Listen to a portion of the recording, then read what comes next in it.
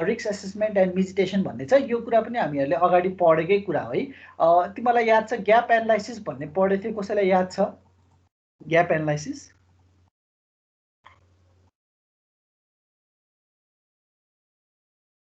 याद छ Vinod gap analysis भन्ने टपिक याद छ है? सो खोइ सर यादै भएन मलाई त। यादै है। ग्याप एनालाइसिस भनेको के भन्दा हामी चाहिँ अहिले हाम्रो करेन्ट ई गभर्मेन्ट्सको स्टेट के छ है, हाम्रो करेन्ट आइटी को इन्फ्रास्ट्रक्चरको स्ट्याटस के छ, हाम्रो टेक्नोलोजीको स्ट्याटस के छ, हाम्रो प्रोसेसको स्ट्याटस के छ होइन। हाम्रो चाहिँ तपाईँको स्टाफिङको स्किल्सहरू कति छ, म्यानेजमेन्ट कति छ होइन। त्यसपछि हाम्रो अर्गनाइजेसनको स्ट्रक्चरहरू के छ। So that's our current reality of our system. र हामीहरूले चाहिँ बनाउन खोजेको ई गभर्मेन्ट सिस्टम कस्तो खालके हो है, हाम्रो डिजाइन हामीले चाहिँ कस्तो खालके चाहिँ ई गभर्मेन्ट सिस्टम हामीले चाहिँ खोजिरहेको छौँ। यो बिचको ग्यापलाई चाहिँ हामीले के भनिन्छ भन्दा चाहिँ that is called your gap analysis है। हामीले करेन्ट अहिले स्ट्याटस के छ र हामीले बनाउन खोजिरहेको ई गभर्मेन्ट सिस्टम कस्तो खाले हो, र करेन्ट र हामीले बनाउन खोजिरहेको चाहिँ ई गभर्मेन्ट सिस्टममा चाहिँ कतिको ग्याप छ, त्यो ग्याप पत्ता लगाउने प्रोसेसलाई चाहिँ हामीले के भनिन्छ, that is called your gap analysis है। र अब यो ई गभर्मेन्ट रिस्क एसेसमेन्ट भन्ने छ, त्यो हामीले रिस्क एसेसमेन्ट कसरी गर्ने भन्दा यो ग्याप पत्ता लगाएर गर्ने है।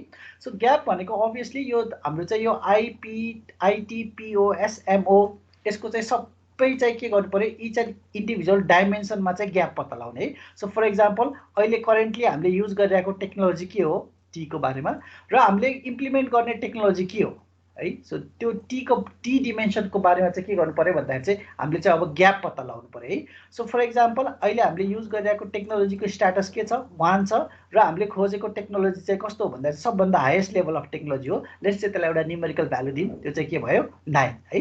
सो त्यसपछि फेरि अब हामीले चाहिँ के गर्नु पर्यो, प्रोसेस डाइमेन्सनमा पनि हेर्नु पर्यो। करेन्टली हामीले चाहिँ इम्प्लिमेन्ट गरिरहेको प्रोसेस आइटी प्रोसेसहरूको स्ट्याटस चाहिँ अहिले के छ, लेट्स चाहिँ 2 छ, र हामीले चाहिँ बनाउन खोजिरहेको सिस्टममा चाहिँ आइटीको प्रोसेसेसहरू चाहिँ के छ, त्यसको चाहिँ न्युमेरिक एउटा चाहिँ भ्यालु दियो भने त्यसको भ्यालु 7 छ भनेपछि अब यो ग्याप कति भयो, 7 - 2 गर्दाखेरि कति भयो, द्याट इज योर 5 है।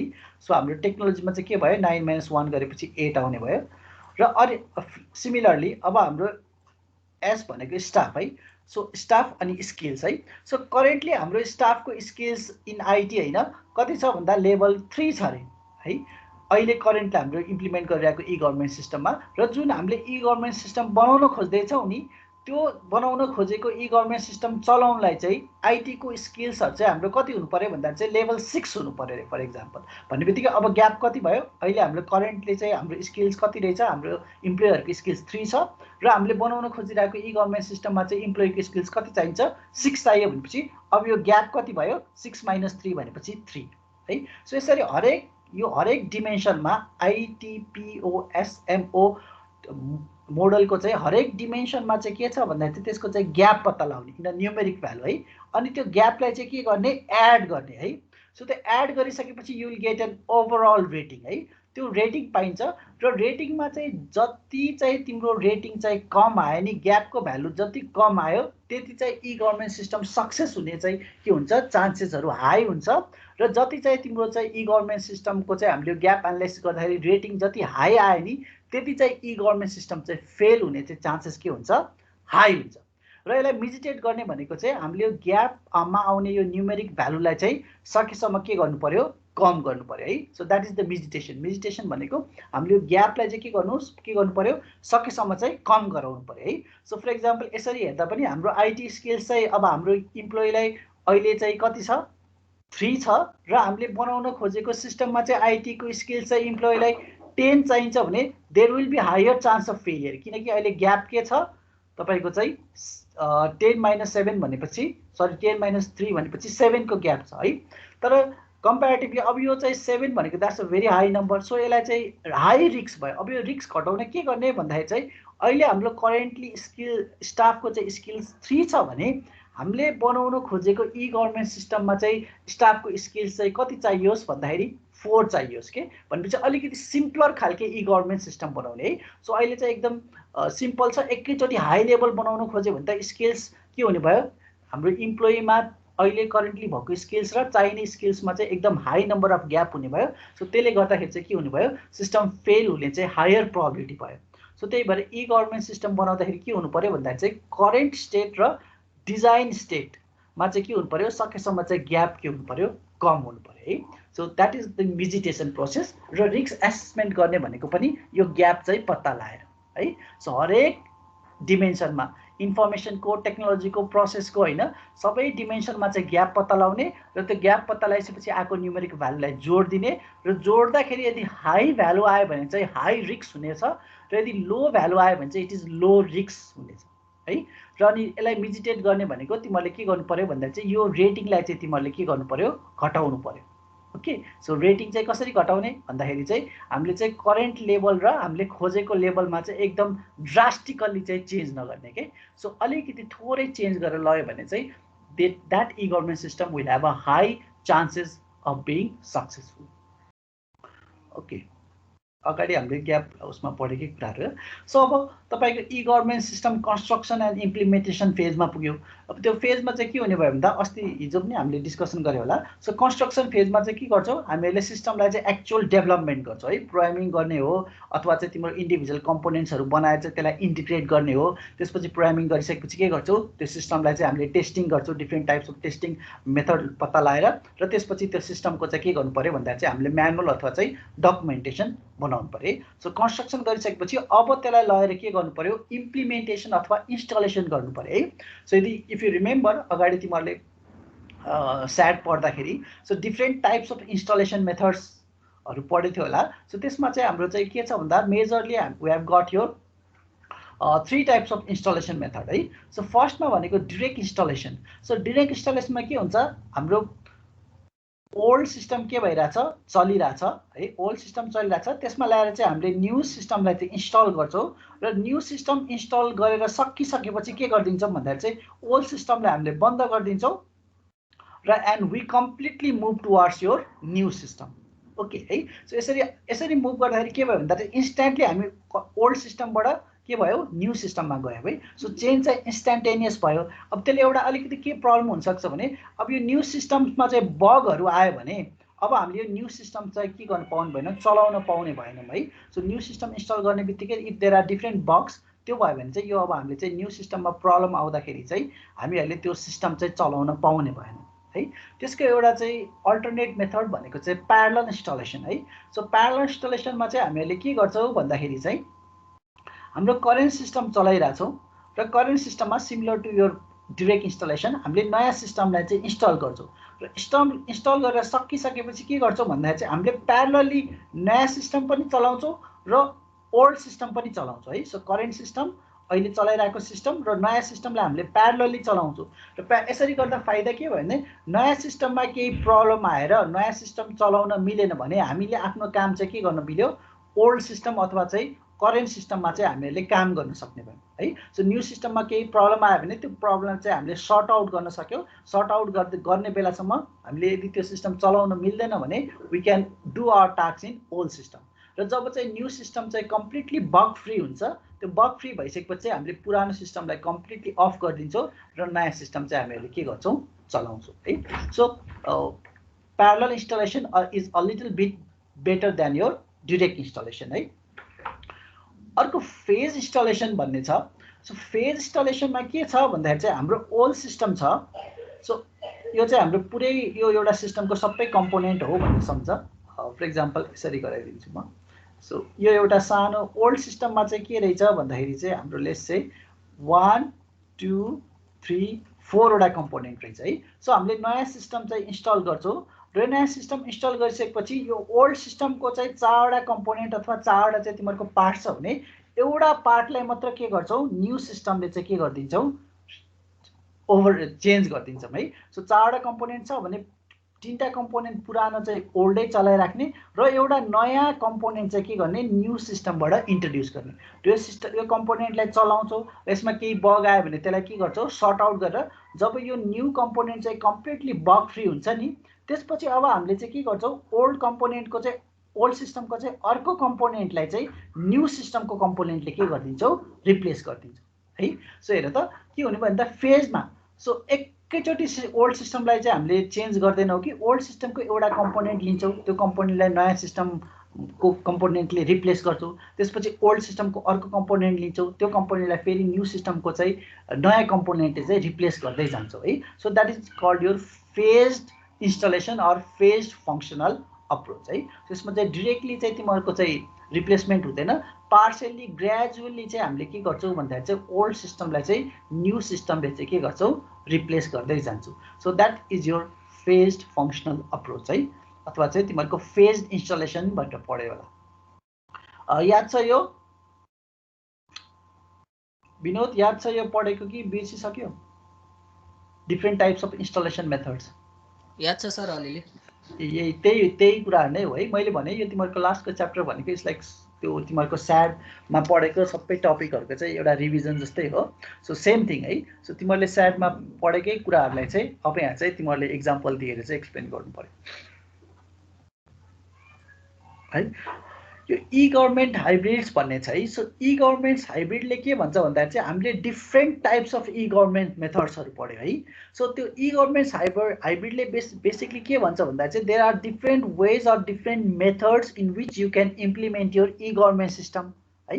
र हाइब्रिडले के भन्छ भन्दा सबै मेथडको चाहिँ कम्पोनेन्टहरूलाई बेस्ट पार्टलाई लिएर चाहिँ के गर्नु पर्यो भन्दा चाहिँ हामीले चाहिँ ई गभर्मेन्ट सिस्टम बनाउनु पर्यो है। सो एउटा कुनै अप्रोच नलिने, बट के गर्ने भन्दा सबै अप्रोचलाई चाहिँ इन्टिग्रेट गरेर चाहिँ के गर्ने भन्दा चाहिँ ई गभर्मेन्ट सिस्टम बनायो भने that type of e government system is called your e government hybrid system है। सो फिलोसफीमा यदि हामीहरूले पढ्यो भने त्यो हाम्रो चाहिँ म्यानेजमेन्टको हार्ड अप्रोच र सफ्ट अप्रोच भन्ने हुन्छ। हार्ड अप्रोच भनेको चाहिँ तिमीहरूको अर्गनाइजेसनपट्टि अलिकति स्ट्रक्चर हुनुपर्छ, म्यानेजमेन्ट प्रोसेसेसहरू अलिकति फर्मल हुनुपर्छ भन्ने छ। अनि सफ्ट अप्रोचले के भन्छ भन्दा चाहिँ अलिकति हामी चाहिँ पिपुल ओरिएन्टेड हुनुपर्छ। पिपुलको चाहिँ तपाईँको तिनीहरूको चाहिँ साइकोलोजीलाई पनि हामीहरूले चाहिँ के गर्नुपर्छ भन्दाखेरि चाहिँ इन्क्लुड गरेर चाहिँ हामीले चाहिँ अर्गनाइजेसन चलाउनुपर्छ भन्ने हुन्छ होइन। सो अब ई गभर्मेन्ट हाइब्रिडमा चाहिँ के गर्नुपर्छ भन्दाखेरि चाहिँ हामीहरूले चाहिँ बोथ फिलोसफीले चाहिँ इन्टिग्रेट गरेर चाहिँ के गर्नु पर्यो भन्दाखेरि चाहिँ ई गभर्मेन्ट सिस्टम बनाउनु पर्यो। र अर्गनाइजेसन लेभलमा पनि के हुन्छ भन्दाखेरि चाहिँ एउटा ई गभर्मेन्ट सिस्टम बनाउनलाई चाहिँ एउटा सेन्ट्रलाइज अप्रोच भन्ने हुन्छ, एउटा चाहिँ के हुन्छ डिसेन्ट्रलाइज अप्रोच भन्ने हुन्छ है। सो सेन्ट्रलाइज अप्रोचमा चाहिँ एउटा सेन्ट्रल युनिट अथवा चाहिँ सेन्ट्रल तपाईँको एउटा कोर ग्रुप अफ पिपुलले मात्र के गर्छ ई गभर्मेन्ट सिस्टमको चाहिँ डिरेक्सनलाई चाहिँ कन्ट्रोल गर्छ। डिसेन्ट्रलाइजमा के हुन्छ भन्दा चाहिँ तपाईँको सबभन्दा लोएस्ट लेभल इम्प्लोइले चाहिँ के गर्छ ई गभर्मेन्ट सिस्टमलाई चाहिँ तपाईँको चाहिँ तिनीहरूले चाहिँ ई गभर्मेन्ट सिस्टमको चाहिँ डिरेक्सनलाई चाहिँ के गर्ने भयो गाइड गर्ने भयो है। तर ई गभर्मेन्ट हाइब्रिडले के भन्छ भन्दा हामीहरूले सेन्ट्रलाइज अप्रोच पनि लिनु हुँदैन, डिसेन्ट्रलाइज अप्रोच पनि लिनु हुँदैन। हामीहरूले यो बोथ अप्रोचलाई चाहिँ के गर्नुपर्छ मिलाएर चाहिँ के गर्नुपर्छ हामीले ई गभर्मेन्ट सिस्टम बनाउनुपर्छ भनेर भन्छ है। सो सिमिलरली अर्को के भन्छ भन्दा अर्को स्टेक होल्डरको केसमा चाहिँ हामीहरूले ई गभर्मेन्ट सिस्टम चाहिँ कुनै एउटा स्टेक होल्डरको चाहिँ बेनिफिटको लागि मात्र बनाउने होइन। हामीले बनाएको ई गभर्मेन्ट सिस्टम चाहिँ के हुनुपर्छ it should benefit all the stakeholders है। सो फर इक्जाम्पल तपाईँको सिटिजन्सलाई पनि के गर्नु पर्यो, त्यसले बेनिफिट प्रोभाइड गर्नु पर्यो, त्यसले गभर्मेन्टको इम्प्लोइलाई पनि बेनिफिट प्रोभाइड गर्नु पर्यो, त्यसले चाहिँ के गर्नु पर्यो बिजनेसहरूलाई पनि बेनिफिट प्रोभाइड गर्नु पर्यो है। सो यसले के भन्छ भन्दा ई गभर्मेन्ट हाइब्रिड सिस्टम बनाउँदाखेरि हामीले चाहिँ के गर्नु पर्यो हाइब्रिड अप्रोच लिएर चाहिँ सबै स्टेक होल्डर्सको चाहिँ है उनीहरूको चाहिँ त्यहाँबाट उनीहरूले खोजेको लिन खोजेको बेनिफिट के छ सबैलाई चाहिँ हामीले बेनिफिट प्रोभाइड गर्नुपर्छ भनेर भन्छ है। सो सेक्टरको केसमा नि ई गभर्मेन्ट बनाउँदाखेरि चाहिँ हामीले कम्प्लिटली पब्लिक सेक्टरले मात्र बनाउने होइन अथवा चाहिँ कम्प्लिटली प्राइभेट सेक्टरले मात्र बनाउने होइन। हामीले चाहिँ के गर्नु पर्यो भन्दा चाहिँ प्राइभेट सेक्टर र पब्लिक सेक्टरको चाहिँ के गर्नु पर्यो मिक्स गरेर उनीहरूको आइडियाजहरूलाई मिक्स गरेर उनीहरूको रिसोर्सेसहरूलाई चाहिँ युटिलाइज गरेर बोथ सेक्टरलाई चाहिँ इन्क्लुड गरेर चाहिँ के गर्नु पर्यो हामीले चाहिँ ई गभर्मेन्ट सिस्टम बनाउनु पर्यो भनेर चाहिँ ई गभर्मेन्ट सिस्टमको हाइब्रिडले चाहिँ त्यसलाई के गर्छ that type of e government system is suggested है। So for example extent of चेन्जले चाहिँ के भन्छ भन्दाखेरि चाहिँ हामीहरूले चाहिँ एकैचोटि ऱ्यापिडली चेन्ज गर्न खोज्नु भएन है। ई गभर्मेन्ट सिस्टमलाई बनाउँदाखेरि चाहिँ हामीहरूले 0बाट एकैचोटि 10मा जानु भएन अथवा 0बाट जम्मा 1मा मात्रै पनि जानु भएन है। हामीहरूले के गर्नु पर्यो भन्दा ग्रेजुअली चेन्ज गर्नु पर्यो र ग्रेजुअली पनि एकदम स्लो हुनु भएन है। एउटा मिडल अप्रोचमा लिएर चाहिँ के गर्नु पर्यो ई गभर्मेन्ट सिस्टमलाई चाहिँ बनाउनु पर्यो भन्छ है। अनि अर्को चाहिँ टेक्नोलोजी के भन्छ भन्दा सिमिलरली अब टेक्नोलोजीको केसमा पनि हामीहरूले चाहिँ एकदम हाइली टेक्निकल बनाउने होइन अथवा चाहिँ टेक्नोलोजी फोकस मात्र हुनु भएन, त्यो चाहिँ के हुनु पर्यो भन्दा चाहिँ पिपुल फोकस पनि हुनु पर्यो। एकैचोटि 1 देखि 10 मा जाने होइन कि 1 देखि 2, 3, 4 गरेर होइन, बिस्तारै बिस्तारै टेक्नोलोजी चाहिँ के गर्नु पर्यो, इन्ट्रोड्युस गर्दै जानु पर्यो है। सो पिपुलहरूले चलाउन पनि सजिलो होस् होइन। सो एकैचोटि चाहिँ तपाईँको हामीले हाई टेक्नोलोजीमा लग्यो भने चाहिँ सिटिजन्सहरूले चाहिँ त्यो चलाउनलाई गाह्रो हुनसक्छ। सो त्यही भएर कम्प्लिटली 100% टेक्नोलोजी पनि युज गर्ने होइन, तर के हामीले एउटा चाहिँ हाइब्रिड अप्रोच लिएर चाहिँ के गर्नु पर्यो भन्दाखेरि चाहिँ ई गभर्मेन्ट सिस्टमलाई चाहिँ बनाउनु पर्यो भनेर भन्छ है। So that is the case of e government system hybrid. यहाँ चाहिँ सबै अप्रोचलाई चाहिँ इन्टिग्रेट गरेर चाहिँ ई गभर्मेन्ट सिस्टम बनाउनु पर्यो। ओके, ठिक छ। केही क्वेसन्सहरू छ छैन सर है? र लास्टको तिमीहरूको एउटा च्याप्टर छ केस स्टडिज भन्ने छ है। सो केस स्टडिज भनेको चाहिँ कस्तो छ भने अब यो तिमीहरूले आफै स्टडी गरेर होइन, करेन्टली अब हाम्रो चाहिँ डिफ्रेन्ट ई गभर्मेन्टको सेक्टरमा चाहिँ के भइरहेछ होइन, त्यसलाई चाहिँ स्टडी गरेर चाहिँ तिमीहरूले एउटा त्यो रिपोर्ट जस्तो बनाउनु पर्ने केस छ। अब मैले तिमीलाई यो डिफ्रेन्ट चाहिँ प्रेजेन्टेसनहरू पनि असाइन गरेको छु होला है यसको बारेमा है, असाइन गरेको जस्तो लाग्छ है, छैन र? मैले डिफ्रेन्ट कन्ट्रिजको ई गभर्मेन्ट सिस्टम स्टडी गरेर एउटा स्लाइड हो त्यो छ है। जस्तै त्यहाँ इन्डियाको छ होला, चाइनाको छ होला होइन। सो डिफ्रेन्ट वर्ल्डमा चाहिँ होइन, वर्ल्डको डिफ्रेन्ट कन्ट्रिजहरूमा अहिले ई गभर्मेन्टको सेक्टरमा करेन्टली चाहिँ के इम्प्लिमेन्ट भइरहेछ त है। सो त्यसको बारेमा चाहिँ अलिकति स्टडी गरेर तिमीहरूले चाहिँ के गर्नु पर्यो भन्दाखेरि चाहिँ एउटा रिपोर्ट टाइपको चाहिँ बनाउनु पर्यो है। सब यसमा चाहिँ रिपोर्ट टाइपको नभएर मैले चाहिँ तिमीहरूलाई स्लाइड्सहरू बनाउनु भनेको थिएँ है। कतिले गरेको छ यो? छैन सर, मैले त गरेँ सर। छैन, अब मन्डेतिर गरौँ हैन, भइहाल्छ, ठिकै छ है।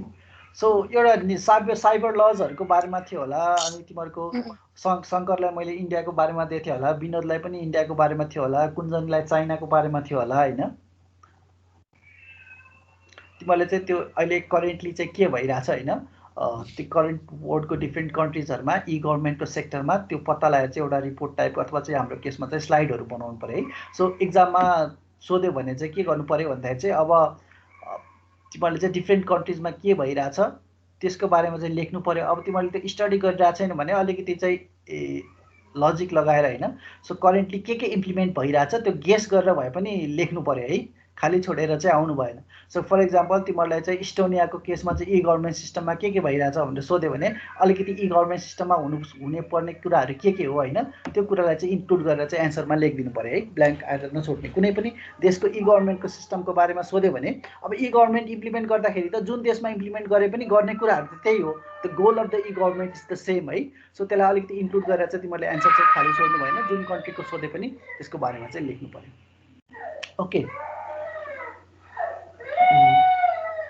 जेनरली यो केस स्टडिज बाहेक चाहिँ हामीहरूले पढ्नुपर्ने कुरा चाहिँ यति नै हो है हाम्रो कोर्समा भएको चाहिँ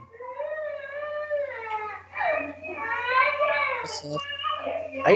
अब तिम्रो हजुर भाइ रोयो भने ए ठिकै छ उता। अब म अलिकति केस स्टडीको बारेमा थोरै कुराहरू म भनिदिन्छु जस्तै अब अभियसली अब नेपालको केसमा चाहिँ अब हाम्रो साइबर रुल्सहरू के छ, साइबर लजहरू के छ होला, तिमीले गेस गरेर भन त के छ होला साइबर लजहरू, के हुनुपर्ने होला? सर लास्ट टाइम कहिले अपडेट भएको थियो, त्यसपछि अपडेट भएको छैन, त्यो चाहिँ थाहा छ। ल ठिक छ, त्यो 2007 तिर कि 6 तिर भएको थियो होला सर। 2002 लेटेस्ट 2064 को सम्म छ होला हैन। अब त्यो तिमीलाई भनेर त्यो ठ्याक्कै त्यो साइबर लजको चाहिँ तिमीहरूको यहाँ अलिकति मैले त्यो डेटहरू पनि लेखिदिएको छु हैन। तै पनि के गर्नु पर्यो भन्दा तिमीहरूले करेन्टली चाहिँ यो लेख्दाखेरि त्यो डेटहरू एक दुईटा याद गर्नु पर्यो हैन। 2061 मा फर्स्ट टाइम निकालेको तिमीहरूको चाहिँ ETDSA ले है, अनि त्यसपछि त्यसलाई अलिकति मोडिफाई गरेर 2064 मा मोडिफाइड भयो हैन। सो मोस्टली चाहिँ अब हामीले के लेख्नु पर्यो भन्दा नेपाल साइबर लजमा चाहिँ के कुरा चाहिँ साइबर लजले चाहिँ क्याप्चर गरेको छ त, के कुरा गर्नु पाइदैन है, त्यो कुराहरूलाई चाहिँ तिमीहरूले इन्क्लुड गर्नु पर्यो। के कुराहरू गर्न पाइदैन होला ल भने त?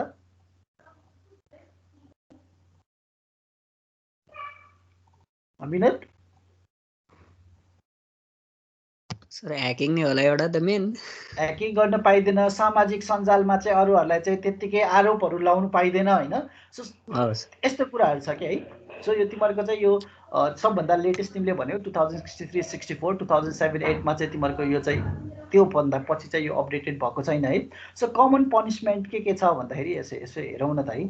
यो सेक्सनहरू छ, so you don't need to remember सबै यो सेक्सन्सहरू रिमेम्बर गर्नुपर्छ भन्ने छैन, तर जेनरली चाहिँ के छ रहेछ त्यो थाहा पाउनु।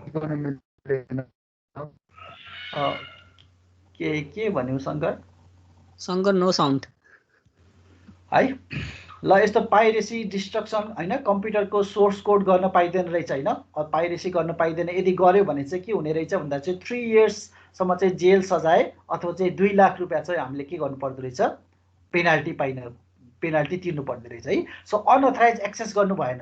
अनअथराइज कम्प्युटरलाई रिसोर्सेसहरूलाई अनअथराइज सिस्टममा चाहिँ हामीले एक्सेस गऱ्यो भने सेम थिङ है। So 3 years imprisonment and maximum of 2 lakh rupees fine है। सो इलिगल मेटेरियल्सहरू पनि के गर्नु पाइएन, तपाईँको इलेक्ट्रिकल फर्ममा चाहिँ के गर्नु पाइएन, पब्लिसहरू गर्न पाइएन है। त्यो गऱ्यो भने चाहिँ 5 इयर्स प्रिजन एन्ड 1 लाख रुपिससम्म फाइन रहेछ है। सो अनि चाहिँ के गर्नु पर्यो भन्दाखेरि चाहिँ कन्फिडेन्सियलिटी रेकर्ड्सहरू चाहिँ होइन भाइलेट गर्न पाइएन है। सो कसैले चाहिँ कन्फिडेन्सियल तिमीलाई रेकर्ड्सहरू अथवा इन्फर्मेसनहरू पठाउँछ भने त्यो कुरालाई चाहिँ तिमीहरूले चाहिँ के गर्नु भएन, फ्ल्यास गर्नु भएन है।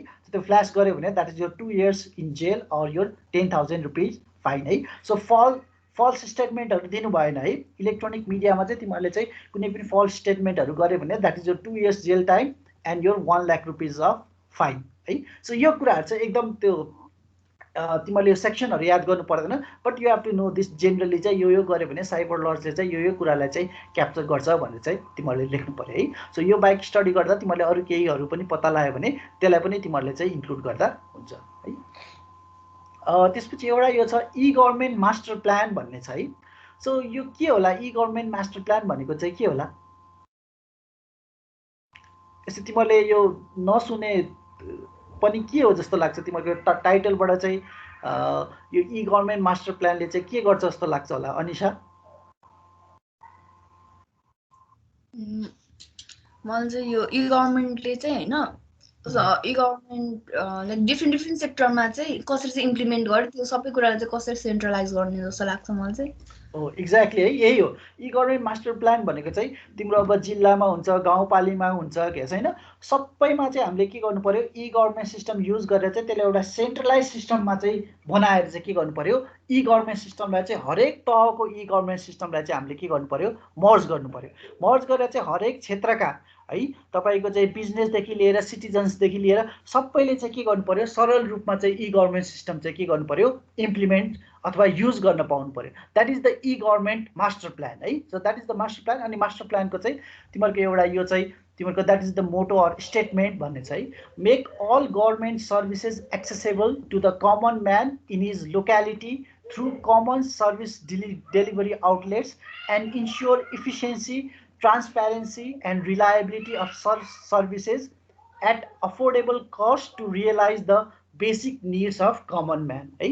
यो चाहिँ हाम्रो गभर्मेन्टको चाहिँ ई गभर्मेन्ट मास्टर प्लानको चाहिँ this is the motto or this is what the government is trying to achieve है। त्यो मैले भने नि होइन, सबै लेभलमा चाहिँ के गर्नु पर्यो भन्दाखेरि चाहिँ सिटिजन्सहरूले चाहिँ के गर्नु पर्यो, सिटिजन्स र बिजनेसहरूले चाहिँ इजिली चाहिँ ई गभर्मेन्ट सिस्टमलाई चाहिँ एक्सेस पाउनु पर्यो होइन। र त्यो ई गभर्मेन्ट सिस्टम चाहिँ के हुनु पर्यो भन्दाखेरि चाहिँ ट्रान्सप्यारेन्ट, रिलायबल एन्ड इफिसियन्सी हुनु पर्यो। ओके, त्यसपछि अर्को टपिक भनेको चाहिँ जिआइडिसी भन्ने छ। त्यो हामीले मैले जाँचमा पनि दिएको थिएँ, तिमीहरूले अब अलिअलि लेखेछौ होइन, धेरैले त्यसो जिआइडिसीको बारेमा लेखेछौ। अनि त्यसपछि ह्युमन रिसोर्स म्यानेजमेन्ट भनेको के हो होइन।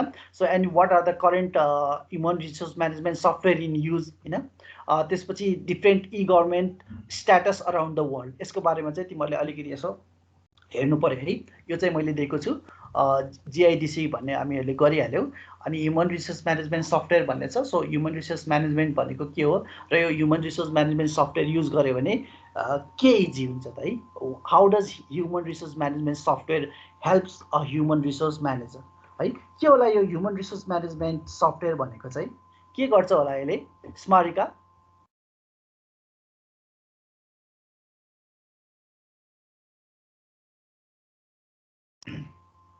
अनिशा के गर्छ होला ह्युमन रिसोर्स म्यानेजमेन्ट? पढेछौ नि यो होइन? ह्युमन रिसोर्स म्यानेजमेन्टको काम के हो? Human resource management department, human resource म्यानेजमेन्टको डिपार्टमेन्टको काम के हो? यसो सर कुन जबको लागि कुन मान्छे राइट टाइममा कसरी ल्याएर राख्ने भन्ने काम गर्छ यिनीहरूले राइट टाइममा राइट पोजिसनमा अब कुन सब्जेक्ट पढेको मान्छे ल्याएर राख्ने भन्ने कुरा गर्छ यिनीहरूले जस्तै अब आइटी पढेको मान्छे लगेर म्यानेजरियल टास्कमा लगेर राखेर भएन यसलाई कुनै म्यानेजमेन्ट सब्जेक्ट पढेकै मान्छे लगेर राख्नु पर्यो नि त्यस्तै हो सर हैन अनि त्यसपछि अर्को ह्युमन रिसोर्स म्यानेजमेन्ट कुनै डिपार्टमेन्ट छ भने त्यो डिपार्टमेन्ट चाहिँ अप्रोप्रिएट तिमीहरूको डिपार्टमेन्टमा लगेर ह्युमन्सलाई चाहिँ युटिलाइज गर्नु पर्यो हैन त्यसपछि तिनीहरूलाई चाहिँ अप्रोप्रिएट ट्रेनिङ्सहरू चाहिन्छ भने ट्रेनिङ्सहरू प्रोभाइड गर्नु पर्यो हैन तिनीहरूको चाहिँ केही गुनासोहरू छ भने ह्युमन रिसोर्स डिपार्टमेन्टले चाहिँ तिनीहरूको गुनासोहरू बुझिदिनु पर्यो सुनेर चाहिँ के गर्नु पर्यो अप्रोप्रिएट एक्सन्सहरू लिनु पर्यो ह्युमन रिसोर्स म्यानेजमेन्टले चाहिँ कसले कति काम गरिरहेछ हैन त्यो चाहिँ कति बजे उसको टाइम चाहिँ 10 to 6 थियो भने ऊ हरेक दिन 10 to 6 आइरहेको छ कि छैन हैन कति टाइम चाहिँ ऊ लेट आइरहेछ कति चाहिँ ढिलो आइरहेछ कसले कति बिदा लिइरहेछ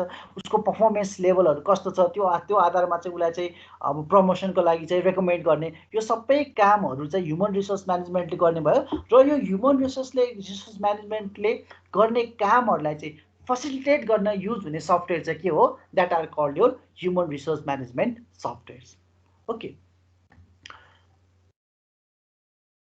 तिमीहरूको त्यो organisation management and human resource management भन्ने सब्जेक्ट पढ्यो कि पढेन तिमीहरूले सब्जेक्ट पनि थियो होला पढेन सर हामीले यस्तो okay okay okay organisation and management भन्ने एउटा म्यानेजमेन्टको सफ्टवेयर त सब्जेक्ट त पढ्यो होला है एउटा सब्जेक्ट थियो के म्यानेजमेन्ट थियो ह्युमन रिसोर्स के अरे अर्गनाइजेसन एन्ड म्यानेजमेन्ट थियो होला थिएन सर अर्गनाइजेसन थियो के मार्केटिङ म्यानेजमेन्ट थियो क्या ए हो मार्केटिङ म्यानेजमेन्ट थियो मार्केटिङ म्यानेजमेन्टमै थियो त्यो भन्दा अगाडि अरु के सब्जेक्ट थिएन र मार्केटिङ म्यानेजमेन्ट हो अनि अर्को के म्यानेजमेन्ट पढाएको थियो अनि सर मार्केटिङ पढाएको थियो अनि रिसर्च मेथोडोलोजी पढाएको थियो सर हामीले थ्योरी भने रिसर्च मेथोडोलोजी थ्योरी थियो र थ्योरी हो कि के थियो त्यो थ्योरी त 6 सेमको